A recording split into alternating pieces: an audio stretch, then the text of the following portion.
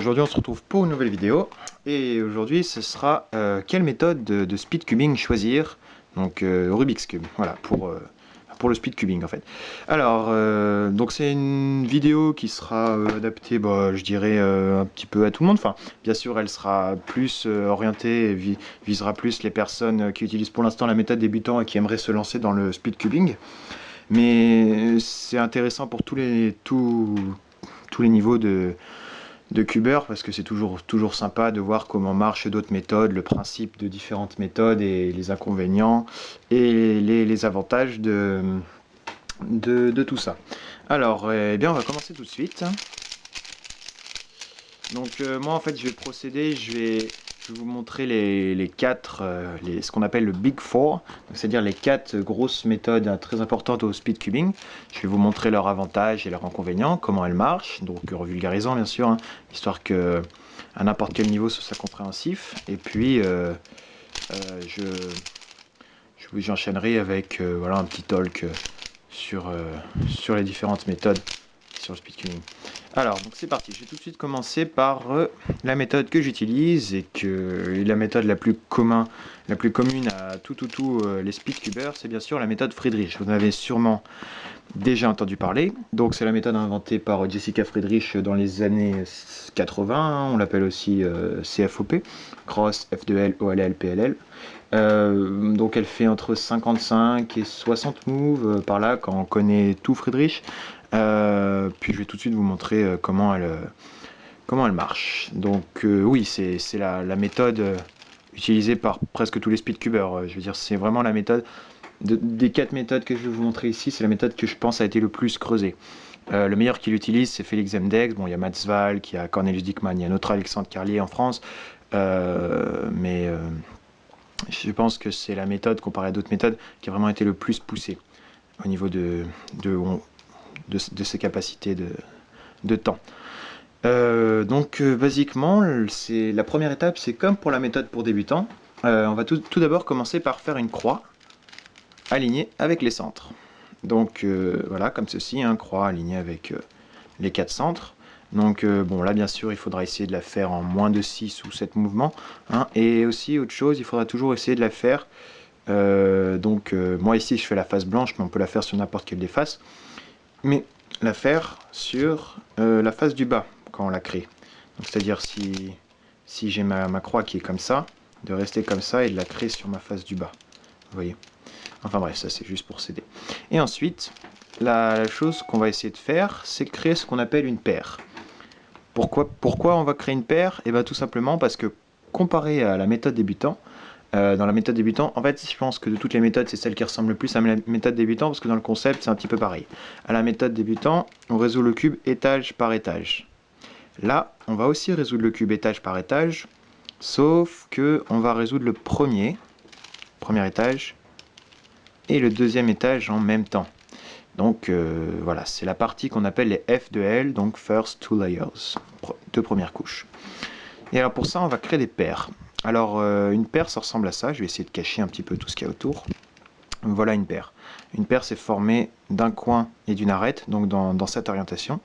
Et on va l'insérer entre les deux branches correspondantes. Par exemple, ici c'est rouge-vert, ici ma paire c'est la rouge-verte. Je vais l'insérer ici, dans ce qu'on appelle le slot, pour compléter tout ça. Et on va faire ça aux 4 slots, aux 4 coins. Et on aura fait nos deux premiers étages. Donc je l'insère ici. Vous voyez qu'ici ça me forme un bloc, que c'est tout complété. Et je continue pour le suivant. Voilà, ma paire, je l'ai formée. Alors pour former les paires, c'est là où c'est un tout petit peu plus compliqué. Enfin, il faut apprendre des petites formules. Et puis il faut, alors pour apprendre les petites formules, enfin on peut les trouver tout seul. Beaucoup des F2L se font intuitivement. F2L c'est vraiment la partie qu'on peut vraiment apprendre intuitivement, et puis après c'est sur le net, il y a des tutos qui sont bien pour ça. Il faut regarder ce qu'on appelle les exemples de résolution faits par des speedcubers, et puis ça s'apprend vite. C'est vraiment une méthode, une fois qu'on a le concept, on peut vraiment s'entraîner et progresser tout seul là-dessus. Donc voilà, j'insère celle-là. Je continue. Là je vais tout de suite vous montrer une autre style de paire. Voilà, ça c'est aussi une paire. Ce qu'on appelle la paire 3 moves, mais bon c'est un petit peu un abus de langage quand on l'appelle le 3 moves, parce que l'autre paire aussi s'insère en 3 moves, mais celle-ci on l'insère comme ça, presque pareil, c'est la paire cassée. Et je fais ma dernière paire. Et vous voyez que en pas trop de mouvements, je dirais allez, 28 mouvements, 30 mouvements, j'ai fait ma croix et mes 2 premières couronnes.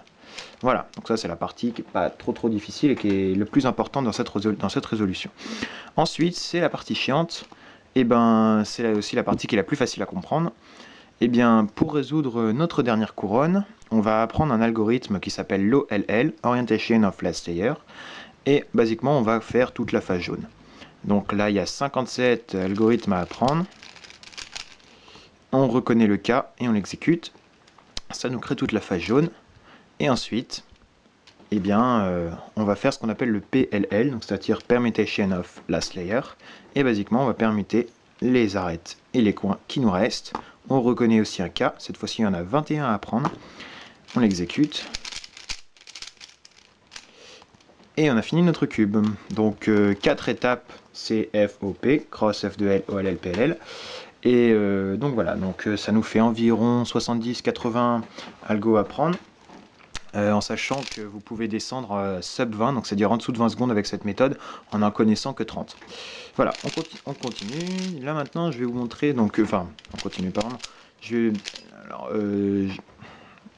le principal avantage de cette méthode, c'est que c'est rapide dans le sens où on n'a pas trop déjà on n'a pas trop d'algorithmes à apprendre non plus, et les cas se reconnaissent très facilement. Je veux dire, là pour l'instant on n'a pas l'impression, mais une fois qu'on est vraiment dedans, qu'on a regardé des tutoriels, qu'on s'y est vraiment intéressé, on voit que c'est une méthode qu'on peut facilement réussir à faire sans pause et qui ne demande pas trop de mouvement. Et quand on fait un solve qui n'a pas trop de mouvement et qu'on le fait sans pause, d'habitude ça donne tout le temps un très bon temps. Et ensuite, autre chose de bien avec cette méthode, c'est qu'on n'est pas tout le temps, enfin je veux dire, le Rubik's Cube c'est quand même quelque chose d'assez free, d'assez libre, on n'est pas tout le temps obligé de respecter le cross F2L, OLL, PLL. On peut très bien faire ce qu'on appelle du free FOP. Alors cette fois-ci, c'est-à-dire qu'on va... Allez, je mélange mon cube, je fais ma croix, mais j'ai envie de commencer mes F2L avant d'avoir fini ma croix. Donc vous allez essayer de suivre. Donc là, j'ai ces deux ici, là.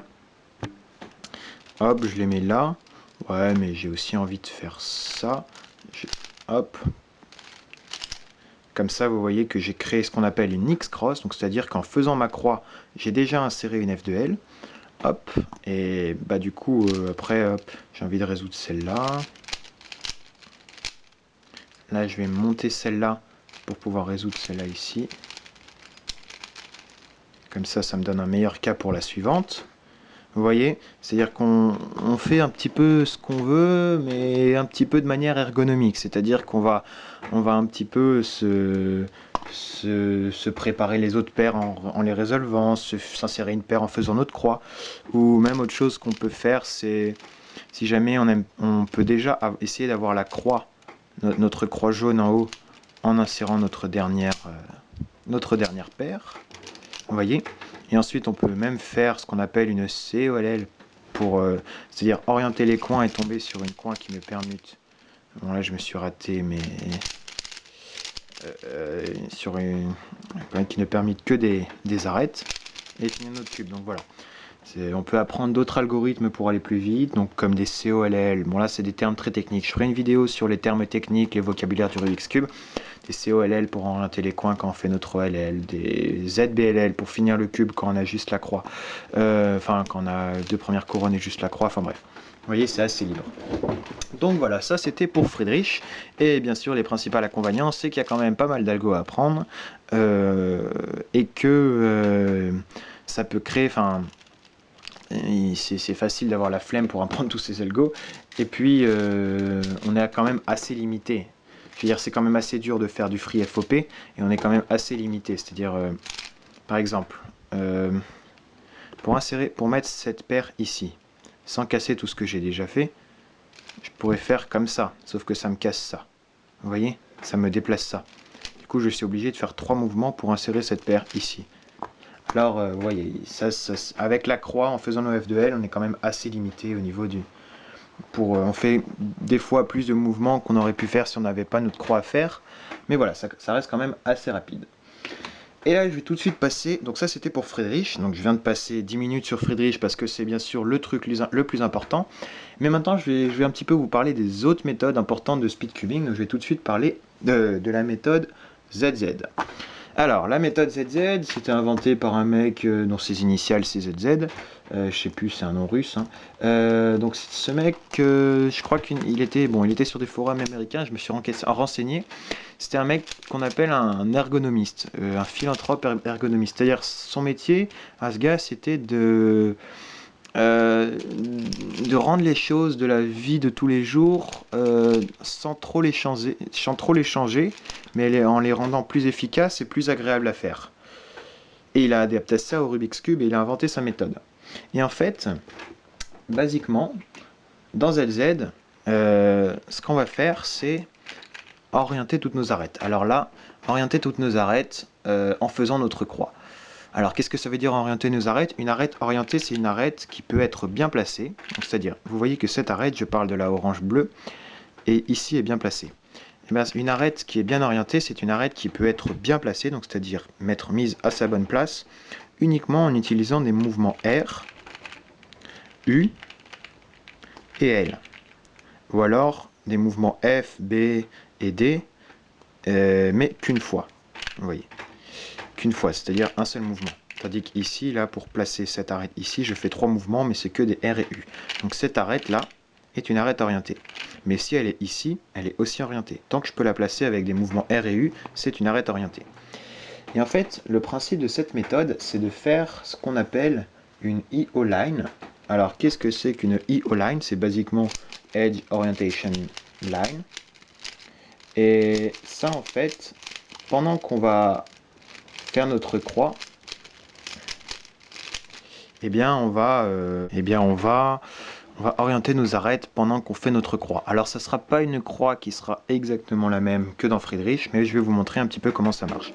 Alors, je ne vais pas vous expliquer dans cette vidéo comment on fait l'IO line. D'abord, pour faire de la méthode ZZ, il faudra déjà que vous soyez passé par la méthode Friedrich, celle que je vous ai appris juste avant. Et une fois que vous serez à 30-25 secondes, vous pourrez vous lancer sur ZZ. Mais ce n'est pas une méthode qui est aussi simple à comprendre que Friedrich. C'est quand même assez compliqué, mais je vous expliquerai un petit peu ses inconvénients après. Donc voilà, bon là je vais essayer de faire ma EO line de manière ergonomique, comme dirait le créateur. Ok, bon alors là je vais faire ça. Ouais, j'essaie de me grouiller quand même, mais j'ai pas envie de me tromper. Ouais, c'est pas facile.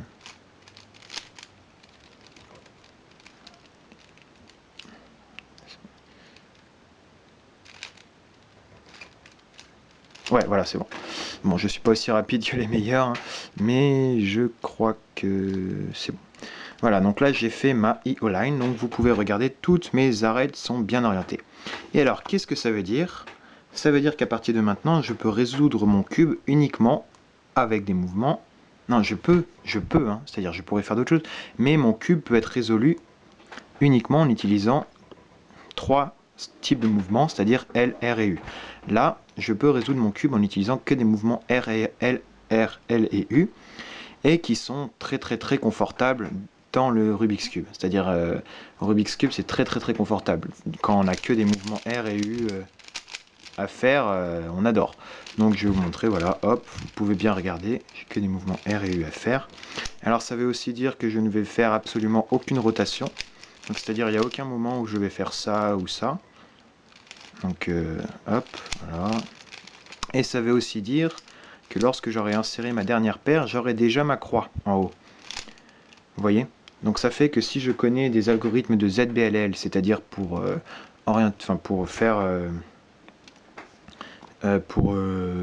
finir le cube en un seul algorithme, ça peut m'être utile.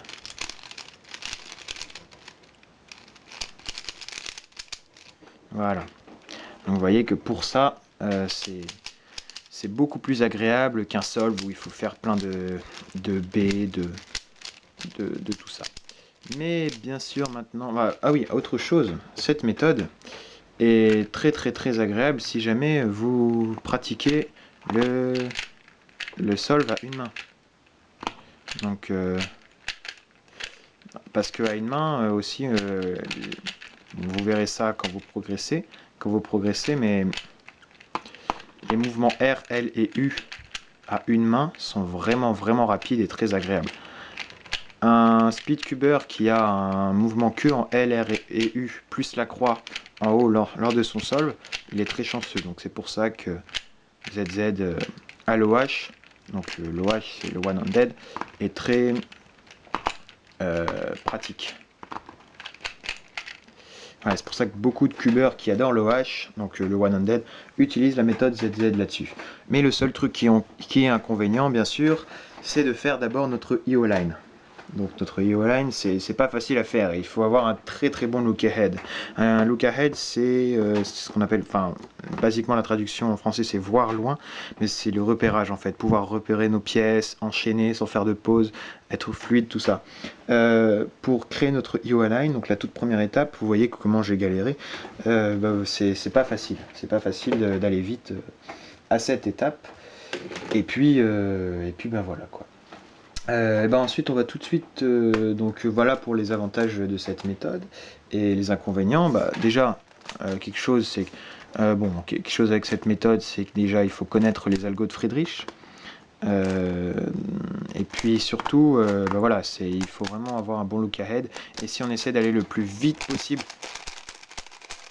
à cette méthode, ça sert à rien. Hein. On va faire des pauses et au final, on gagnera pas de temps. Voilà, donc ça c'est plutôt une méthode pour les speedcubers qui ont fait du Friedrich et qui sont bloqués à un moment et qui seraient intéressés par changer de méthode. Voilà. Donc maintenant je vais tout de suite vous parler de la méthode roue. Alors la méthode roue, eh bien c'est vraiment une méthode à laquelle j'ai longuement pensé que ça pouvait vraiment être la meilleure méthode du monde. Après en y réfléchissant plus, on voit clairement les limites de roue. Mais roue c'est une méthode qui est utilisé. Bon, le meilleur exemple de speed solver utilisant roue, c'est Alexander Lowe. Il est à 8, 7, voire 6 secondes, donc ce qui est vraiment bon, c'est le meilleur cubeur européen avec Matsvalk. Et en fait, c'est une méthode où, basiquement, d'abord, pour commencer, on va créer deux blocs latérales, 1 x 2 x 3. Donc je vais vous montrer ce que c'est ces deux blocs latérales, 1 x 2 x 3. C'est ça. Voici un bloc 1 x 2 x 3. Vous voyez qu'on a toutes nos pièces à leur bonne place ici. On le met sur notre gauche et on forme le même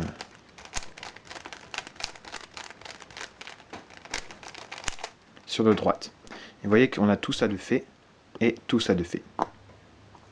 Et bien, à partir de là, vous voyez que si jamais j'utilise des mouvements M comme ça, donc des mouvements de la tranche du milieu, les mouvements M, et bien ça ne me touche pas du tout sur les deux blocs, ça ne touche pas du tout les deux blocs que je viens de construire. Et ben le mec qui a inventé cette méthode, il s'est dit, et ben on va jouer là-dessus. On va jouer sur le fait qu'une fois qu'on a deux blocs comme ça, et ben on peut résoudre le cube. Alors d'abord ce qu'on va faire c'est résoudre ces quatre coins ici.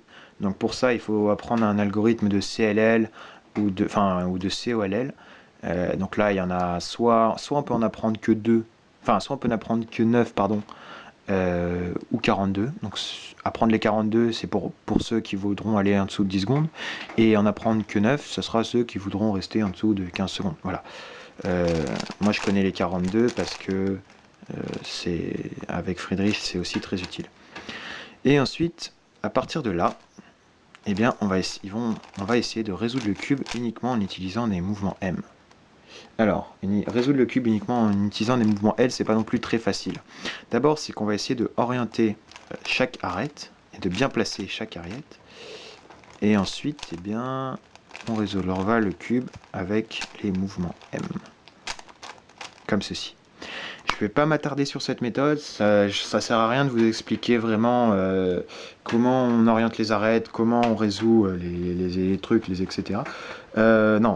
Juste, voilà, le truc bien avec cette méthode, c'est qu'elle fait 45 mouvements, qu'elle est très facile à faire sans faire de pause, que c'est une méthode qui peut être très rapide et qui aide vraiment pour le Forest Move Challenge aussi. Et par contre, le vraiment gros inconvénient de cette méthode, c'est que si jamais on connaît bien cette méthode, limite on peut faire que du 3x3. Je veux dire, cette méthode, elle est presque impossible à faire rapidement sur un gros cube. Par exemple, bon, déjà il faut déjà un bon repérage quand même, mais imaginez, on vient de finir nos arêtes, voilà, j'ai mon cube. Voilà, imaginez, on vient de finir nos arêtes au 5x5, il faut tout de suite qu'on commence à créer, à regarder pour nos différentes pièces pour créer notre croix. Et ensuite, le pire, c'est les mouvements M. Je veux dire, c'est impossible d'utiliser des mouvements M rapidement sur un gros cube comme ça. Donc oui, Alexander Lowe, il fait comme ça. Mais bon, c'est vraiment pas inconvénient. C'est vraiment pas pratique. Et puis pareil à l'OH, utiliser des mouvements M à l'OH, ils sont obligés de céder de la table. Non, c'est vraiment pas pratique quoi.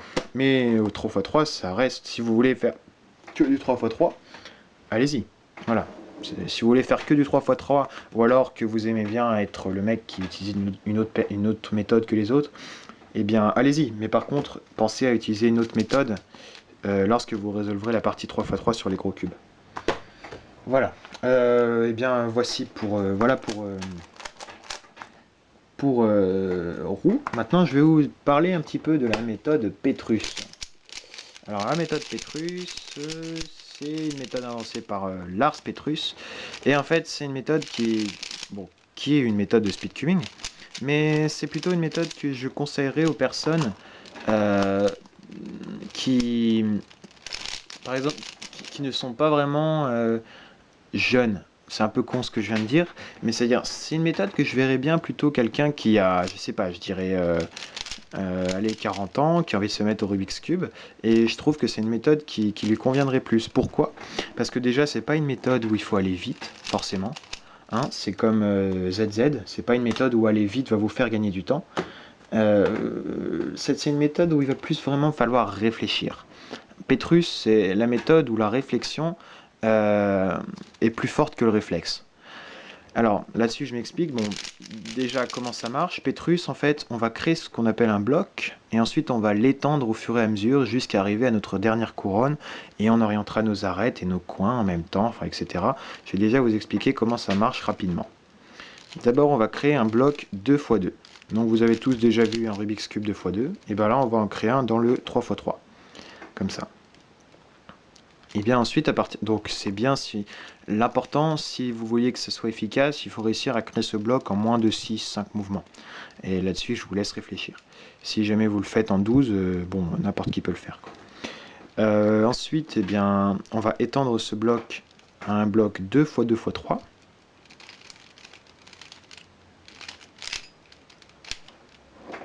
Je me suis un petit peu loupé, hein. Voilà. Donc comme ceci. Donc là, moi, j'utilise beaucoup de mouvements pour les faire parce que j'essaie d'aller vite. Mais bon, voilà, il faut vraiment s'entraîner, quoi. C'est pour ça que c'est une méthode où il faut quand même beaucoup réfléchir. Et ensuite, à partir de là, eh ben, on va faire nos deux restants. Ah mince. Là. Et là, vous voyez qu'il ne nous reste plus qu'une seule F de L à résoudre. Vous voyez que j'ai ce qu'on appelle l'F de L -1. Et il me reste plus qu'une F de L à résoudre. Et bien là, je vais m'arranger pour pouvoir insérer cette dernière F de L en ayant ma croix. Comme ceci. Et puis ensuite, on va faire un algorithme de COLL. Alors, qu'est-ce qu'un COLL? C'est tout simplement faire notre OLL pour avoir une PLL d'arête. C'est-à-dire qu'on va faire un algorithme différent que des classiques 57 OLL pour pouvoir orienter les coins. Donc vous allez tout de suite comprendre en quoi ça consiste. Et vous voyez que tous mes coins sont bien placés et qu'il me reste juste les pièces d'arête à permuter. Et bien à partir de là, et bien on fait notre algorithme de PLL. Et alors cette méthode est aussi très utile pour ce qu'on appelle le Fewest Move Challenge, donc c'est-à-dire résoudre le cube en le moins de mouvements possible en fait. Et puis voilà, c'est une méthode que je conseillerais pas à un speedcuber de 12 ans qui veut absolument se lancer dans le speed et progresser le plus rapidement possible. Si c'est quelqu'un qui adore les jeux de réflexion, les casse-têtes, tout ça, et qui se lance dans le Rubik's Cube, qui a envie de progresser un petit peu dans le temps, mais qui n'a pas envie de se casser la tête à apprendre des algorithmes, enfin des finger tricks difficiles, tout ça, Petrus, c'est vraiment une méthode qui peut vous aider. Voilà. Et par la même occasion, qui ressemble beaucoup à la méthode Petrus, il y a aussi la méthode Snyder. Ça ressemble beaucoup à la méthode Petrus, je la connais moins, je pourrais pas vraiment vous expliquer comment elle marche, mais ça ressemble beaucoup et c'est dans le même style. Et il y a aussi la méthode Hayes. Cette fois-ci, c'est un peu comme Petrus, sauf que nos blocs, on fait ce qu'on appelle des blocs divisés. C'est-à-dire qu'au lieu de créer notre bloc, je sais pas, on va dire... Allez, on va dire notre f de L-1 comme ça. Eh bien, on va le créer comme ça en décalé. Parce que des fois, ça peut nous aider. Et ensuite, on le replacera tout à la fin. Et on résolvera le reste. Voilà. Donc, c'est parti, on continue. Maintenant, eh bien, là, je viens de vous montrer les Big Four. Ça, c'était les Big Four, donc c'était les 4 méthodes les plus importantes.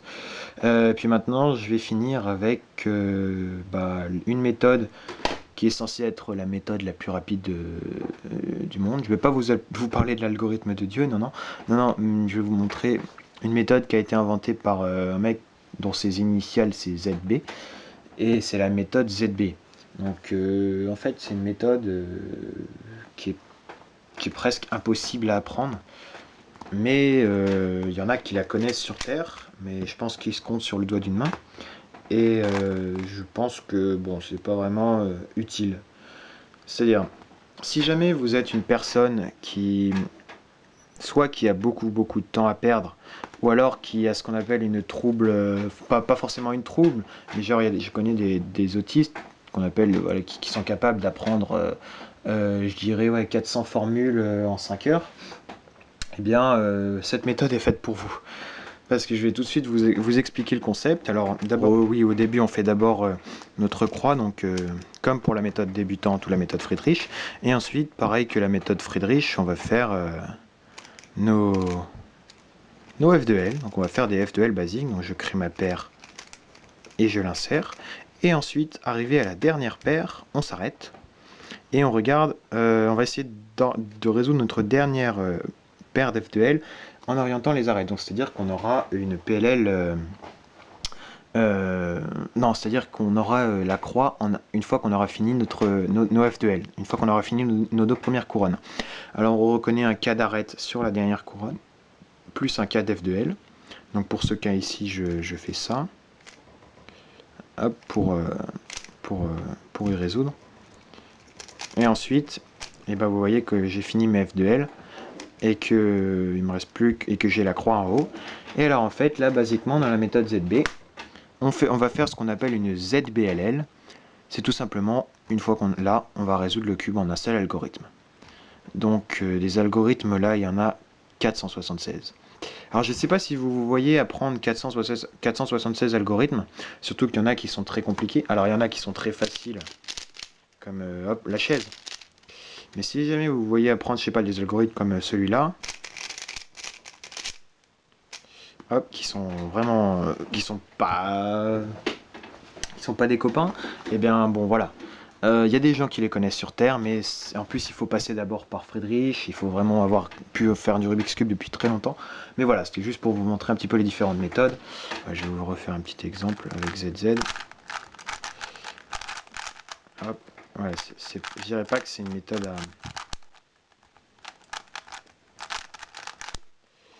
à connaître absolument, ça sert à rien. Voilà, il y a beaucoup de... Ce qui est bien avec les ZBLL, c'est d'en connaître quelques-unes pour pouvoir les utiliser à l'OH ou même sur des solves 3x3. Mais déjà, le temps de les reconnaître et de les exécuter, bon, ça fait, en plus, ça ne fait pas forcément gagner de temps. Mais voilà. Et puis, ben, écoutez, c'est un petit peu à peu près tout pour cette vidéo. J'espère qu'elle n'a pas été trop longue. Donc voilà, je vous ai montré un petit peu comment marchent les différentes méthodes et les avantages. Donc je vous conseillerais bien sûr de commencer par la méthode Friedrich pour ensuite voir si vous aimez ou si vous aimez pas, et ensuite voilà, essayer de faire une des 4 autres. Donc bien sûr, essayez pas de faire la méthode ZB, ça sert à rien, c'est pas une blague, mais je veux dire, bon, la méthode ZB, on peut pas l'apprendre en sortant comme beaucoup d'autres méthodes, on peut pas l'apprendre en sortant de la méthode débutant. Donc je vous conseillerais de commencer par Friedrich, et ensuite, voilà, une fois qu'on connaît pas les F2L, d'apprendre les OLL, les PLL, et ben d'essayer de faire un petit peu du Friedrich à certains solves, et puis ensuite d'essayer de voir si on aime ZZ, parce que voilà, comme j'ai dit, ZZ et roux, je pense que c'est des méthodes qu'on n'a pas encore assez creusées comparé à Friedrich.